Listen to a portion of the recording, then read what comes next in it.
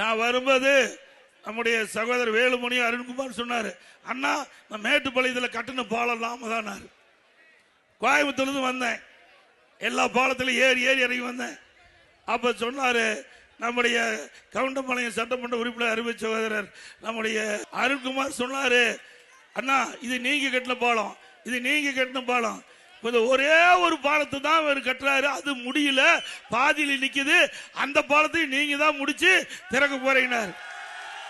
அப்ப நம்முடைய கோவை மாவட்டம் தமிழகத்திலே கோவை மாவட்டத்தில் அதிக பாலத்தை கட்டி கொடுத்திருக்கிறோம். இன்றைக்கு கிராமம் முழுவதும் பாதுகாக்கப்பட்ட கூட்டு குடிநீர் திட்டம், அதையும் நாம தான் கொடுத்தோம். இரண்டாவது அத்திக்கடை அவனாசி திட்டம், இரண்டாவது திட்டம்.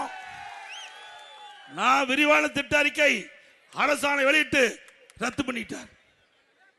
இன்றைக்கு விவசாயிகளை பாதுகாக்கின்ற அரசு அதிமுக அரசாங்கம் அந்த அடிப்படையில் அத்திக்கடை அவனாசி திட்டம் கட்டம் 2 நிறைவேற்றுவதற்கு தகுந்த நடவடிக்கை எடுக்கின்ற போது ஆட்சி மாற்றம், அந்த ஆட்சி வந்த உடனே அதை அப்படியே ரத்து பண்ணிட்டாங்க.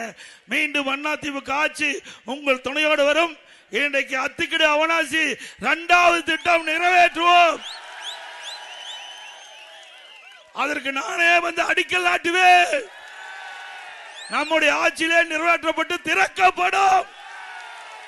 நல்லாட்சினா எடப்பாடியார் தான். வாக்களிப்பீர் இரட்டை இலைக்கே.